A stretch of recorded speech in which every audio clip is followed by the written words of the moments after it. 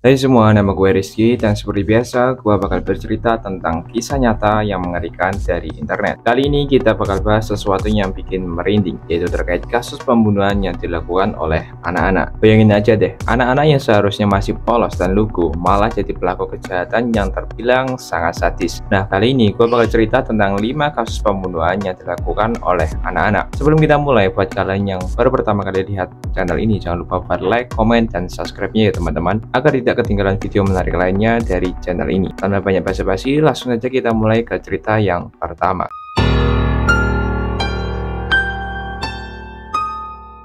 Bayangin deh, misalnya ada tetangga lo yang ternyata adalah seorang pembunuh berantai. Nah, itulah yang dilakukan oleh Craig Chandelpress, seorang pembunuh berantai termuda dalam sejarah Amerika Serikat. Craig Chandelpress lahir di Warwick, Rhode Island, tepatnya di Amerika Serikat. Dia dikenal sebagai salah satu pembunuh paling sadis yang pernah ada, bahkan pada usianya yang sangat muda. Kasus pertamanya terjadi pada tanggal 27 Juli 1987, saat dia ini masih remaja yang seharusnya masih fokus sekolah atau main bersama teman-temannya. Tapi hal ini nggak berlaku buat si Craig ini. Malam itu, dia membobol rumah tetangganya yang hanya berjarak 2 rumah dari rumahnya sendiri. Saat berhasil masuk, Craig langsung menuju sebuah dapur yang ada di sana, dan Craig ini mengambil sebilah pisau. Lalu dia masuk ke kamar seorang wanita bernama Rebecca Spencer. Nah, di sini tanpa ampun, Craig menikam Rebecca sebanyak 58 kali.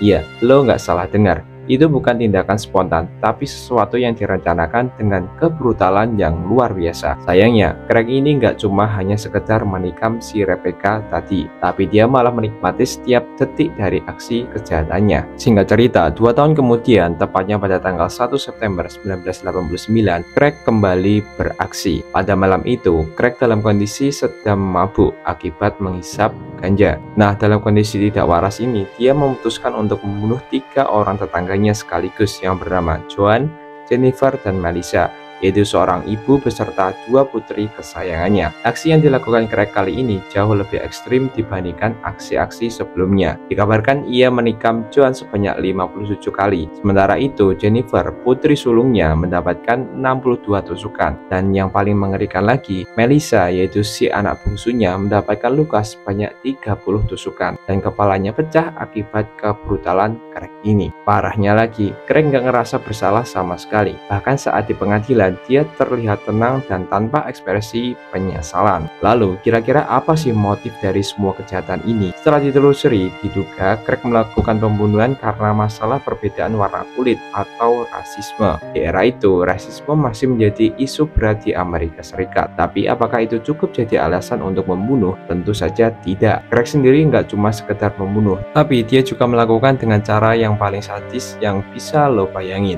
Yang bikin merinding, Craig nggak cuma membunuh orang dewasa saja, tapi juga seorang anak-anak. Bayangin tuh, Melissa, si anak bungsu dari Ibu Joan tadi, yang pada saat itu masih berusia belasan tahun, dia nggak punya kesempatan untuk hidup normal karena ulah si Craig ini. Dan ini menjadi sebuah bukti kalau Craig bukan cuma seorang pembunuh, tapi juga seorang psikopat.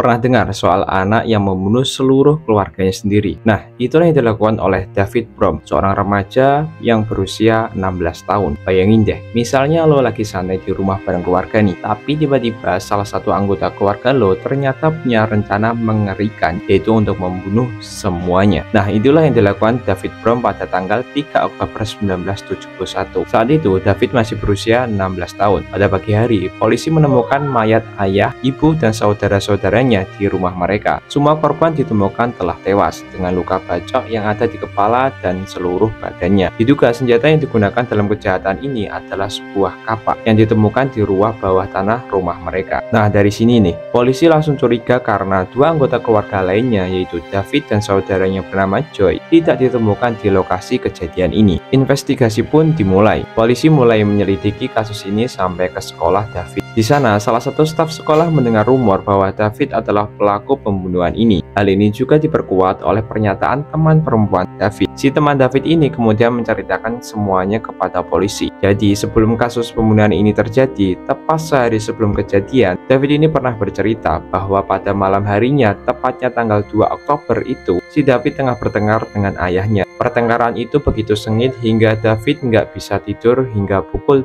3 pagi. Nah, dari sini si perempuan ini diajak David untuk bolos sekolah pada tanggal 3-nya itu. Namun ia menolak ajakan David dan alhasil David benar-benar tidak masuk sekolah pada hari itu. Dan ternyata pada hari itu juga David mengeksekusi keluarganya sendiri dengan sangat brutal. David pun memulai aksinya dari ayahnya. Ia memukul ayahnya berkali-kali dengan sebuah kapak. Parahnya lagi, walau sudah dipukul berkali-kali, ayahnya David ini masih terlihat hidup. Bayangin tuh, lo sudah dipukulin orang pakai kapak, tapi dia masih bisa bangun. Karena itu, David terus memukulnya sampai tewas. Setelah itu, dia melanjutkan aksinya ke ibunya, lalu saudara-saudaranya yaitu Diana dan Richard. Semua keluarganya pun tengah tewas dengan luka bacok yang sangat parah. Yang bikin merinding, David kayak nggak ada rasa bersalah sama sekali. Dia bahkan ngebocorkan detail terkait pembunuhan yang dilakukan itu ke teman perempuannya tadi.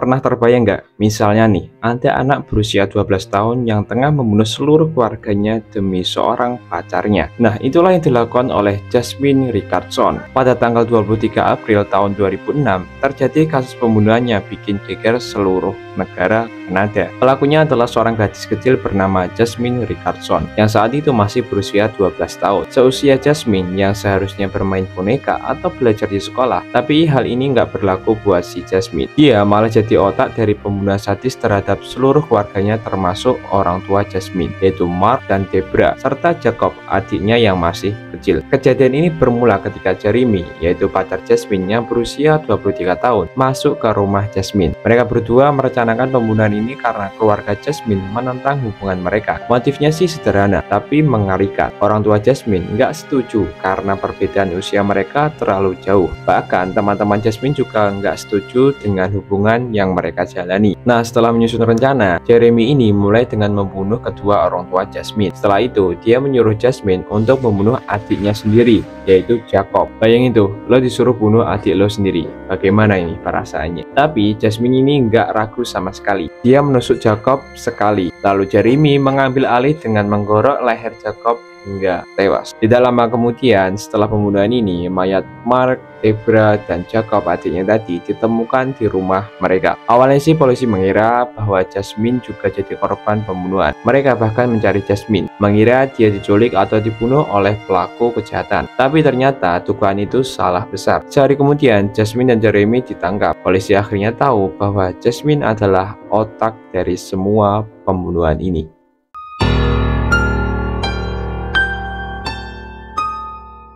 Pernah dengar soal pembunuhan berantai termuda dalam sejarah? Nah, itu adalah Jesse Pomeroy yang mulai membunuh pada usia 12 tahun. Antara tahun 1871 sampai 1872, ada laporan adanya sebuah serangan terhadap anak-anak atau di sini dikenal sebagai bullying yang dilakukan oleh anak-anak yang sedikit lebih tua dari mereka. Awalnya sih nggak ada yang tahu siapa pelakunya, tapi semua serangan ini punya kesamaan kebrutalan yang luar biasa. Korban-korban ini dipukuli dengan tangan dan sapu, bahkan kadang dilukai dengan sebuah pisau. Setelah diselidiki, ternyata pelaku dari semua serangan ini adalah Jesse. Setelah ketahuan, Ruth, yaitu ibu Jesse, memutuskan untuk pindah ke luar kota bersama Jesse dan kakaknya yang bernama Charles. Mereka pindah ke South Boston, berharap bisa memulai hidup yang baru. Tapi ternyata Jesse nggak pernah berubah. Di kota baru ini, dia tetap melakukan serangan brutal terhadap anak-anak. Kali ini, dia akhirnya ditahan dan dihukum di penjara anak-anak. Singkat cerita, tepat tahun 1874, tepatnya bulan Februari, Jesse dibebaskan saat berusia 14 tahun. Dia akhirnya dikembalikan ke ibunya dan kakaknya di South Boston. Saat itu, ibu Jesse sudah membuka usaha jahit, sementara kakaknya yang bernama Charles tadi sedang berjualan koran. Tapi kebebasan Jesse nggak bertahan lama. Pada bulan Maret, ada kasus hilangnya seorang anak perempuan bernama Kathy Karen yang berusia berusia 10 tahunan. Dia diduga diculik oleh orang yang tak dikenal. Singkat cerita, sekitar sebulan kemudian, pada tanggal 22 April 1874, muncul kasus lain, yaitu ditemukan mayat seorang bocah bernama Jorge Millet yang ditemukan dalam kondisi tubuh yang sudah terpotong-potong. Nah, dari sini polisi pun langsung curiga sama JC tadi. Meskipun masih kurang bukti, tapi beberapa waktu kemudian polisi menemukan mayat Katie yang hilang tadi di ruang bawah tanah tempat ibu JC membuka jasa penjahitan. Polisi langsung menduga bahwa semua ini adalah ulah JC lagi. Dari sini JC akhirnya dinyatakan bersalah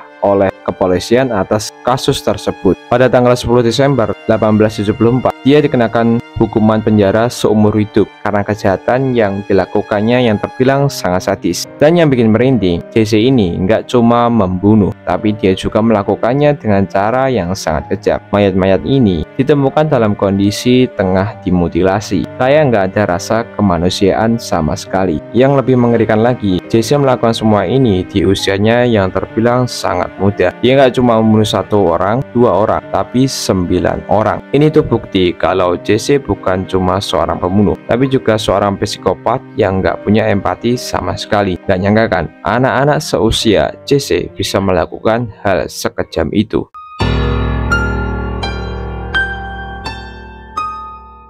Mary Bell lahir pada tanggal 26 Mei 1957 di Newcastle, Inggris. Kalau dilihat sekilas, dia kayak anak kecil biasa yang terlihat imut, polos, dan gak terlihat mencurigakan. Tapi siapa sangka, di balik kepolosannya itu, Mary adalah psikopat yang melakukan kejahatan yang terbilang sangat mengerikan. Bahkan, dia sudah sering melakukan kekerasan pada teman-temannya sendiri dengan cara mencekik mereka. Semua temannya takut sama dia, kecuali 1 orang yang bernama Norma Bell, yaitu seorang sahabat baiknya. Kasus pertamanya terjadi pada tanggal 25 Mei tahun 1968. Saat itu seorang anak bernama Martin Brown dilaporkan tengah hilang. Beberapa waktu kemudian mayatnya ini ditemukan di sebuah rumah kosong. Polisi awalnya mengira Martin meninggal akibat sebuah kecelakaan karena nggak ada tanda-tanda kekerasan di tubuhnya. Tapi sebenarnya Martin ini dibunuh oleh Mary. Dia mencekik Martin sampai tewas. Parahnya lagi, bekas cekikan Mary ini nggak terlihat oleh polisi saat itu. Akhirnya Mary pun bebas dari tuduhan dan nggak jadi dihukum. Tapi kebebasan Mary nggak bertahan lama. Singkat cerita, pada tanggal 31 Juli tahun 1968, kasus kedua terjadi. Kali ini korbannya adalah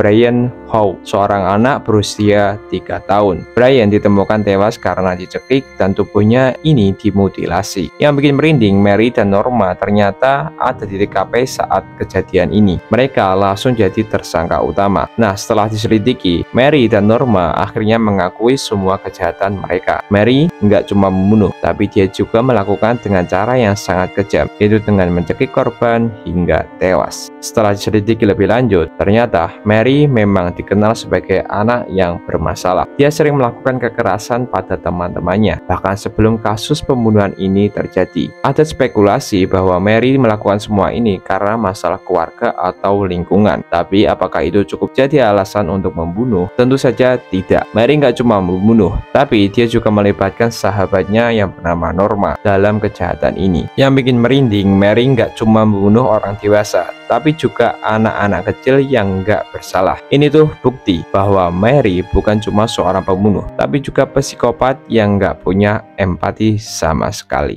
Nah, kira-kira itu guys beberapa kasus pembunuhan yang dilakukan oleh anak-anak. Kira-kira menurut lo kisah mana nih yang membuat lo merinding? Coba tulis di kolom komentar. Buat yang sudah nonton sampai akhir, jangan lupa buat like, komen, dan subscribe-nya biar tidak ketinggalan video menarik lainnya dari channel gue. Sampai jumpa di video selanjutnya.